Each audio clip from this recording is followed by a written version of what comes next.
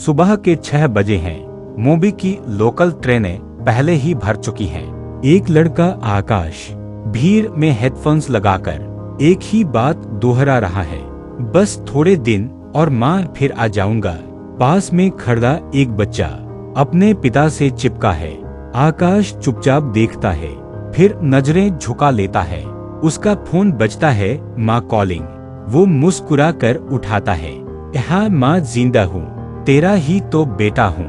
माँ पूछती है, इस बार दिवाली पे आएगा ना?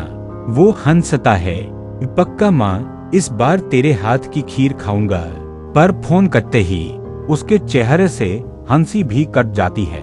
ऑफिस में फिर वही डांट, वही टारगेट, वही झूठी मुस्कानें। आकाश अपने डेस्क पर बैठा सोचता है, मैं यहाँ किसके लिए हूँ? माँ के लिए, पर माँ के साथ तो नहीं हूँ। हर दिन वो माँ को कॉल करता है, बस 1 मिनट, बस ठीक हूँ और सुनने के लिए।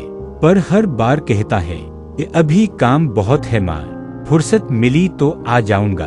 उसने कभी माँ को वीडियो कॉल नहीं की। कहता, माँ तुझे क्या समझ आएगा? माँ चुप हो जाती थी, लेकिन उस खामोशी में एक इंतजार छुपा होता था। एक रात आकाश अपने कमरे में थका बैठा था। वो माँ की पुरानी तस्वीर देख रहा था। फिर खुद से बोला, यार माँ को लेके कितना सीरियस हो गया हूँ मैं। कल बात कर लूंगा। लेकिन वो कल जिसका वो वादा करता रहा, वो कभी आया ही नहीं। एक सुबह आकाश देर से उठा, फोन देखा, माँ की मिस्ड कॉल नहीं थी। आश्चर्य हुआ, हर दिन तो कॉल आती थी, आज शांति थी। वो मुस्कुराया, चलो माँ भी बिजी होगी आज। लेकिन उस मुस्कुराहट में एक डर छुपा था। अचानक एक अनजान नंबर से कॉल आया। हेलो, आप आकाश बोल रहे हैं? हाँ भी। आवाज कांप रही थी। सामने से एक और आवाज आई, बेटा मैं शर्मा अंकल बोल रहा हूँ, तेरी माँ को अस्पताल ले गए हैं। वक्त जैसे ठहर गया, हर आवाज, हर शोर एक पल में मूक हो गया।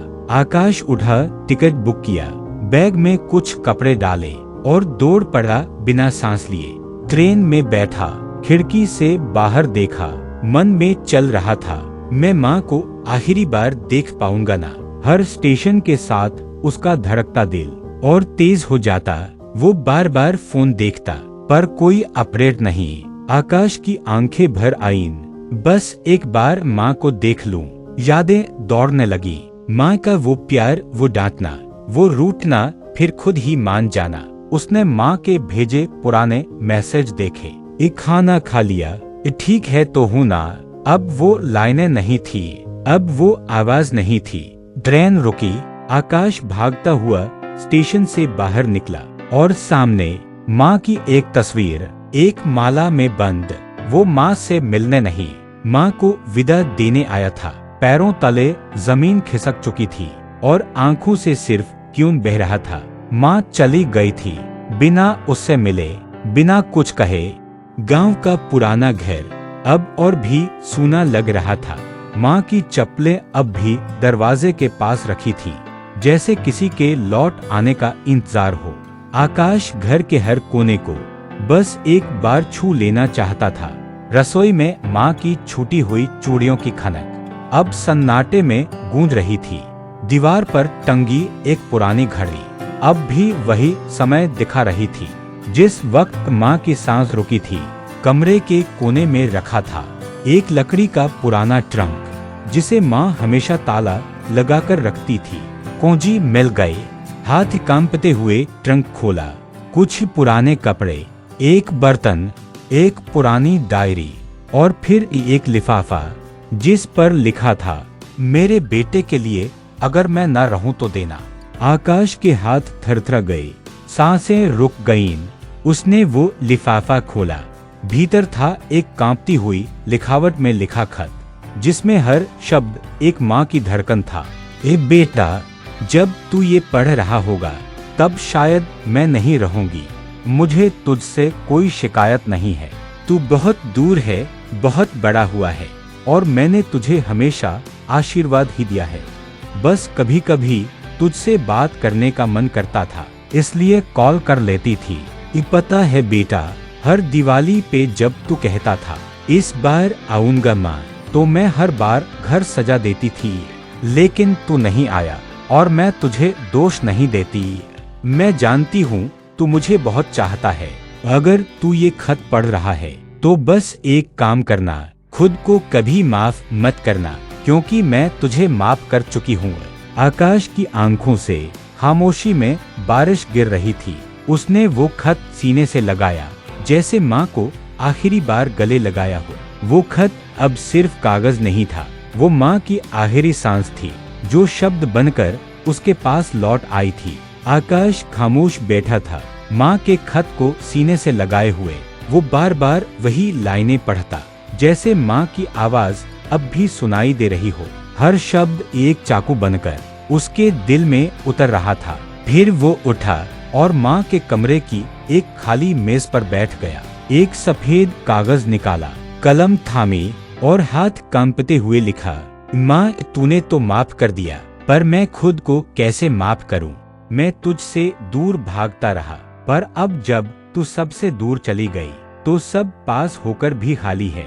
हर कॉल तेरा अब भी मेरे फोन में है, पर अब वो आवाज कभी नहीं आएगी। मैं जीत तो गया माँ, पर तुझे खोकर यह हार के बराबर हो गया।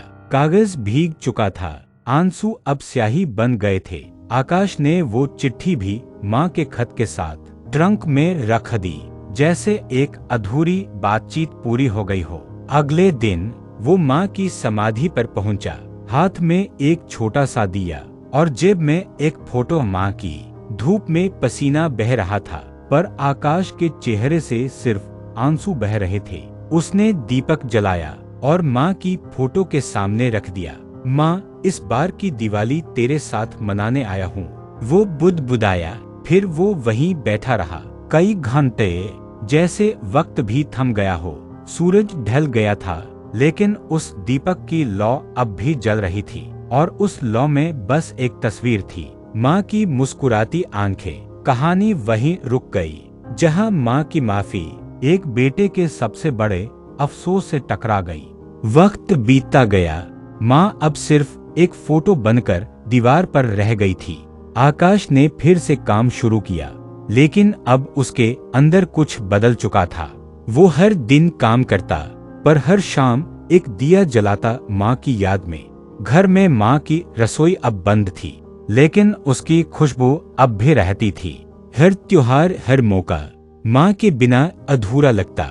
लोग पूछते, इतना बड़ा आदमी हो गया, अब भी अकेले रहते हो? वो बस मुस्कुरा देता, मैं अकेला नहीं हूँ, माँ की याद साथ है। हर साल दिवाली आती, पर अब घर रोशन नहीं होता, सिर्फ एक दीपक जलता था माँ की समाधि के पास। वो दिया न छोटा था न बड़ा, पर उसमें पूरी जिंदगी जलती थी।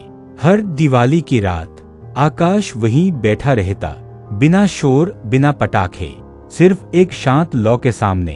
वो लौ बोलती नहीं थी, पर माँ की हर बात दोहराती थी। लोग चले जाते, मेहमान आजा जाते, पर आकाश वहीं बैठा रहता, जैसे किसी का इंतजार कर रहा हो। और एक दिन उस दीपक के सामने बैठे बैठे वो सो गया। सुबह जब गांव वाले पहुंचे, वो वही था, हाथ में माँ की चिट्ठी, चेहरे पर एक सुकून भरी मुस्कान। किसी ने धीमे से कहा, शायद माँ और बेटे की बात अब पूरी हो गई।